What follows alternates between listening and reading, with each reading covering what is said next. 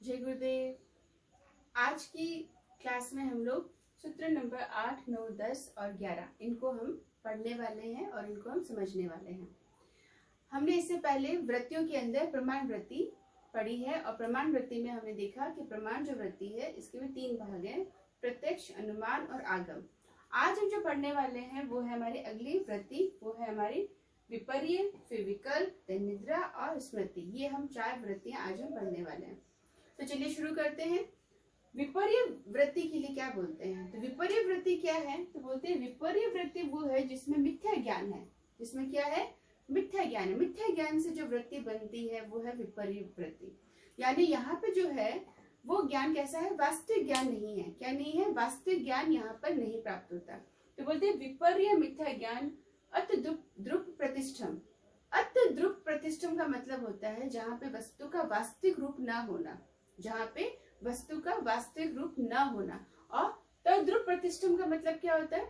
जहाँ पे वास्तविक रूप होना वस्तु का। तो यहाँ पे लिखा है अत द्रुप प्रतिष्ठम, यानी वस्तु का वास्तविक स्वरूप न होना। और जो ज्ञान है वो कैसा है? मिथ्या ज्ञान है। कैसा प्राप्त होता है हमको? मिथ्या ज्ञान है। और इस मिथ्या ज्ञान से एक वृत्ति बनती है जिसको क्या बोलते हैं? विपर्य वृत्ति। क्या बोलते हैं? विपर्य वृत्ति। एग्जाम्पल के तौर पर हम समझते हैं, जैसे कि अंधेरे में हमने अचानक से एक रस्सी देखी और हमें वो लगा कि ये सांप है। हमें क्या लगा? ये तो सांप है। लेकिन जैसे ही उस रस्सी के ऊपर हमने रोशनी डाली या हमने लाइट डाली तो हमने देखा अरे ये तो रस्सी है। ये क्या है? रस्सी है। लेकिन वास्तव में वो रस्सी थी, लेकिन हमारे मिथ्या ज्ञान क्या क्रिएट हुआ कि अरे ये तो क्या है? सांप निकला। ये क्या है? सांप है। लेकिन हमारे विवेक जागृत जब हुआ, जब हमने उसके ऊपर रोशनी डाली, हमने ध्यान से देखा तो हमने लगा अरे ये तो क्या है? रस्सी है, जिसको हम सांप समझ रहे थे। तो वस्तु का वास्तविक स्वरूप का न होना और मिथ्या ज्ञान क्रिएट होना, ये एक वृत्ति है जिसको हम बोलते हैं विपर्य वृत्ति। ये हमारे चित्त के अंदर एक वृत्ति बनती है। तो यहाँ तक हमें समझ में आ गई विपर्य वृत्ति। अब बोलते हैं कि विकल्प वृत्ति कैसे उत्पन्न होती है। तो बोलते हैं विकल्प वृत्ति ऐसे उत्पन्न होती है जहाँ पे शब्दों का ज्ञान होता है। यहाँ पे क्या होता है? शब्दों का ज्ञान होता है और वस्तु क्या होती है? शून्य होती है। वस्तु होती ही नहीं। यहाँ पर यहाँ पे क्या होता है? वस्तु होती नहीं। और हमारी जो वृत्ति बनती है, हमारा जो ज्ञान बनता है यहाँ पे, वो कैसा बनता है? शब्दों के बोध, शब्दों के माध्यम से हमको ये ज्ञान प्राप्त होता है।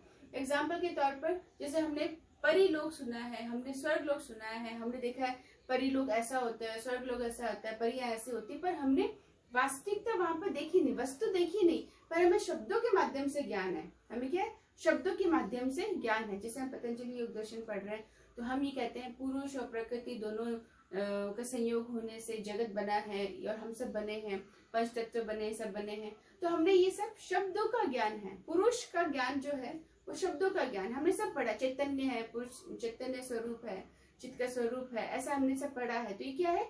चैतन्य है। लेकिन ये सब क्या है? वस्तु नहीं है, पुरुष नहीं दिखता हमको, लेकिन क्या? शब्दों का वहां पे क्या है? ज्ञान है। तो इसकी वजह से ये वृत्ति बनती है जिसको हम बोलते हैं विकल्प वृत्ति। क्या बोलते हैं? विकल्प वृत्ति। ठीक है। अगला हमारा है वृत्ति निद्रा। अभाव प्रत्यालंबना वृत्ति निद्रा। तो बोलते हैं अभाव प्रत्यालंबन जो है ये क्या है? वृत्ति निद्रा। ये भी वृत्ति है, निद्रा भी। तो बोलते हैं ये निद्रा वृत्ति कैसी होती है? तो बोलते हैं इसके अंदर रजोगुण और तमोगुण का अभाव होता है और ये जो वृत्ति बनती है ये तमोगुण में बनती है। कैसे बनती है? तमोगुण में बनती है। सतोगुण और रजोगुण का इसमें भाव रहता है और तमोगुण वृत्ति बनती है। यानी जब तमोगुण की अवस्था होती है तो निद्रा वृत्ति हमारी बनती है। अब बोलते हैं कैसे ये बनती है वृत्ति? तो बोलते हैं देखिए अनुभव क्या हुआ आपको, तो हमें ज्ञान कैसे मिला? जब हम सो के उठते हैं तो कभी हमें लगता है कि आज बड़ी अच्छी नींद आई, कभी हमको लगता है अरे आज तो बहुत शरीर भारी है, कभी हमको लगता है आज तो बहुत ही आलस हमको आ रहा है शरीर के अंदर, कभी हमको क्या लगता है कि आज तो सोया भी लेकिन जागा भी, मन भाग रहा था, ये भी अनुभव होता है ना। तो ये जो हमें तरह तरह के अनुभव निद्रा में अनुभव होते हैं तो वो क्या होती है? वृत्ति बनती है। वो भी क्या बनती है? निद्रा की वृत्ति बनती है। तो बोलते हैं निद्रा भी एक वृत्ति है जो अभाव प्रत्यालंबन से बनती है। ठीक है। और अंतिम हमारी जो वृत्ति है वो है स्मृति वृत्ति। तो बोलते हैं स्मृति वृत्ति कैसे बनती है? तो बोलते हैं अनुभूत किए गए विषय, अनुभूत यानी आपने जो अनुभव किए विषयों को, वो जो विषय है उससे आपकी एक वृत्ति बनती है जो बनती है स्मृति वृत्ति। क्या बनती है? स्मृति वृत्ति बनती है। अब बोलते हैं जो स्मृति वृत्ति है कितनी प्रकार की होती है? तो बोलते हैं 2 प्रकार की होती है। कितनी प्रकार की होती है? 2 प्रकार की। 2 प्रकार की कौन कौन सी होती है? तो बोलते हैं एक होती है काल्पनिक स्मृति वृत्ति, काल्पनिक स्मृति, और एक होती है यथार्थ विषय स्मृति वृत्ति। तो काल्पनिक विषय स्मृति कब बनती है? स्वप्न अवस्था में। कब बनती है?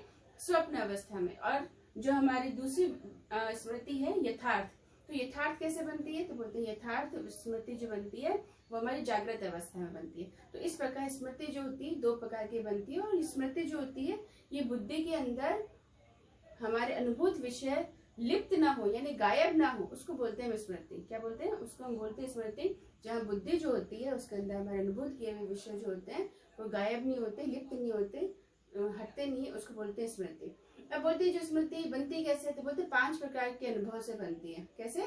5 प्रकार के अनुभव से बनती है। 5 प्रकार के अनुभव कौन कौन से हैं? तो बोलते हैं प्रमाण अनुभव, विपर्य अनुभव, विकल्प अनुभव, निद्रा अनुभव और स्मृति अनुभव। ये 5 प्रकार के अनुभव से हमारी ये स्मृति बनती है। तो बोलते हैं ये जो वृत्तियां हैं ये इस तरीके से 5 प्रकार की वृत्तियां होती है जो चित्त के अंदर अलग अलग भूमियों के साथ पुनः व्यवहार करती है, और उस प्रकार से अनंत वृत्तियां बनती है। हमें बहुत सारी वृत्तियां बनती रहती है, प्रतिदिन प्रति क्षण हमारे अंदर वृत्तियां बनती रहती है। तो आज हमने क्या समझा? 5 प्रकार की वृत्तियों में से आज हमने 4 वृत्तियां समझ ली, और इन वृत्तियों से हमने समझा कि चित्त के अंदर वृत्तियां कैसे बनती है, ये कैसे ज्ञान उत्पन्न होता है, कौन कौन से ज्ञान उत्पन्न होते हैं। ठीक है, अगर आप लोगों को कोई प्रश्न हो तो आप लोग कमेंट बॉक्स में जाके प्रश्न पूछ सकते हैं, और अगली क्लास में मिलते हैं। धन्यवाद। ओम।